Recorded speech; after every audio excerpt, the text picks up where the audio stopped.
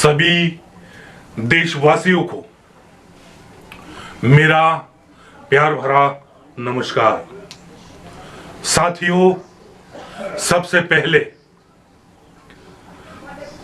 तमाम देशवासियों को, मेरे मुस्लिम भाइयों को रमजान ईद की बहुत बहुत बधाइयां हो। साथियों, मैं अजीतेंद्र तड़वी, राष्ट्रीय महासचिव, राष्ट्रीय आमजन सेवा पार्टी दिल्ली, मैं पुनः सभी मुस्लिम भाइयों को राष्ट्रीय आमजन सेवा पार्टी की ओर से बधाइयां देता हूं। साथियों, आप मेरी पहले ये बात समझिए, मैं किसी सत्ता, सरकार या किसी राजनीतिक पॉलिटिक पार्टियां या सिस्टम के खिलाफ बिल्कुल भी नहीं हूं। मैं उन लोगों के खिलाफ में हूं जो इस देश में अशांति, नफरतें फैला रहे हैं। मैं उन लोगों के खिलाफ में हूं जो असल मुद्दों को छोड़कर वाहियात मुद्दों को बढ़ावा दे रहे हैं। साथियों, मैं उन लोगों के खिलाफ में हूं जो 135 करोड़ देशवासियों के हक हुकूक के लिए लड़ नहीं रहे हैं। मैं उन लोगों के खिलाफ में हूं जो 135 करोड़ देशवासियों पे महंगाई की सौगात कर रहे हैं, भ्रष्टाचार की सौगात कर रहे हैं। मैं उन लोगों के खिलाफ था, हूं और हमेशा रहूंगा। साथियों, आप देश में देख रहे हो, अजान और हनुमान चालीसा को लेकर महाराष्ट्र में ही नहीं बल्कि संपूर्ण भारत देश में घमासान चल रहा है, महायुद्ध चल रहा है। मगर इस पर माननीय पंतप्रधान नरेंद्र मोदी, इन्होंने एक भी टिप्पणी या ट्वीट, कोई भी किसी भी प्रकार की बात बिल्कुल भी नहीं कही है कि देश में ये आखिर ये चल क्या रहा है। साथियों, आप देख रहे हो कितना घमासान चल रहा है। मुझे एक बताइए,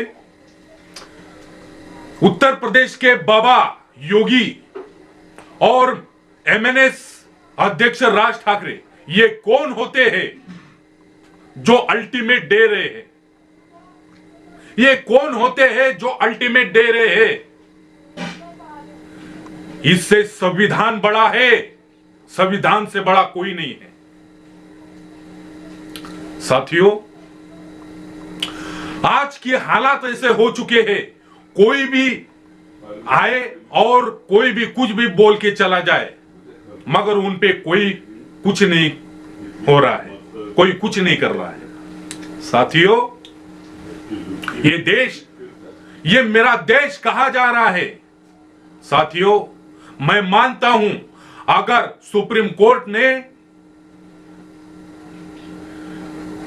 लाउड स्पीकर को लेकर, एक आवाज को लेकर डिसेबल कम करने की आदेश दिया है तो इसका पालन होना चाहिए। हर मस्जिद में, हर मंदिर में कहीं भी लाउड स्पीकर हो, वहां पर होना चाहिए। मगर ये सरकार का काम है, ये कोर्ट का काम है। किसी राजनीतिक पॉलिटिकल पार्टियों के दम भरने से ये नहीं चलेगा। ये तो सरासर गुंडागर्दी है। कल के दिन एमएनएस अध्यक्ष राज ठाकरे, इन्होंने औरंगाबाद में एक जनसभा रैली को संबोधित करते हुए कहा कि 4 तारीख के बाद मैं किसी की नहीं सुनूंगा। हो जाने दो, बोले जो होना है एक बार दिखा देंगे। ये क्या भाषा है? ये देश किस ओर जा रहा है? ये इस प्रकार की भाषा, इस प्रकार के वाहियात मुद्दे राजनीतिक पॉलिटिकल बड़े बड़े राजनेताओं को शोभा नहीं देते। ये सरकार का काम है सरकार आदेश देगी, सरकार सब काम करेगा। ये पॉलिटिकल पार्टी के राजनेता कोई न्यायालय नहीं है, कोई जज नहीं है, सब वो संविधान के ऊपर नहीं है या किसी को अल्टीमेट दे सके कि 4 तारीख के बाद अगर ये मस्जिद से लाउडस्पीकर नहीं हटाए गए तो हम वहां पे हनुमान चालीसा लगाएंगे। ये तो गलत बात है, ये सरासर गलत बात है। ये तो एक नफरती जंग पैदा करनी है। दो जाति धर्मों में नफरतें और दंगा पसरने की बात है। ये सरेआम खुलेआम सभाओं में इस तरीके से भाषण बोलना, इस तरीके से शब्द का प्रयोग करना, यह सरासर गलत है। मैं महाराष्ट्र पुलिस, औरंगाबाद पुलिस और माननीय नरेंद्र मोदी जी से यह सवाल करना चाहता हूं कि इन्होंने इस प्रकार से भड़काऊ भाषण जो दिया है, क्या इन पर कोई कार्रवाई नहीं होगी? मैं ये नहीं कह रहा हूं कि सिर्फ राज ठाकरे इन पर ही इस तरीके से कार्रवाई हुई। वो कोई भी जाति धर्म का हो, वो चाहे हिंदू हो, मुस्लिम हो, सिख हो, ईसाई हो, आदिवासी हो, बौद्ध समाज हो, जो कोई भी हो, जो भी दो जाति धर्मों के बीच में जनसभा में इस प्रकार से जन सैलाब को टारगेट करेगा, अभद्र भाषा का प्रयोग करेगा, उस पर राजद्रोह का खटला दाखल करके उसको जेल में डाल देना चाहिए। मैं एक जाति विशेष या एक धर्म विशेष के लिए नहीं बोल रहा हूं, अपितु सभी के लिए बोल रहा हूं। इससे दो जाति धर्मों में हिंसा पसरती है। राणा दाम्पत्यों को, जिन्होंने हिंसा की भी नहीं, उन पर मुकदमा दर्ज किया हुआ है और अभी तक भी उनको बेल नहीं मिल रही है, अभी तक वो जेल में सड़ रहे हैं। तो फिर ऐसे लोगों पर कार्रवाई क्यों नहीं हो रही है? मुझे सरकार से यह सवाल करना है। साथियों, क्या महाराष्ट्र के मुख्यमंत्री माननीय उद्धव जी ठाकरे अपने ही भाई राज ठाकरे के ऊपर मुकदमा दर्ज करेंगे? यह देश की जनता जानना चाहती है, यह पूछता है भारत, और ऐसे भ्रष्टाचारियों पर थूकता है भारत। साथियों, यह देश गर्द में जा रहा है, देश में नफरतें फैलाई जा रही है, और हमारे वजीर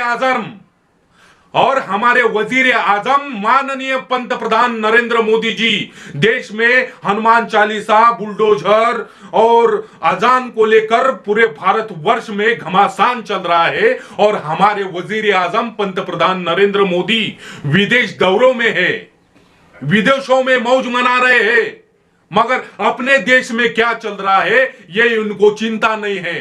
तुम लड़ो, तुम मरो, हमें कोई फर्क नहीं, हम विदेश दौरों में मस्त है।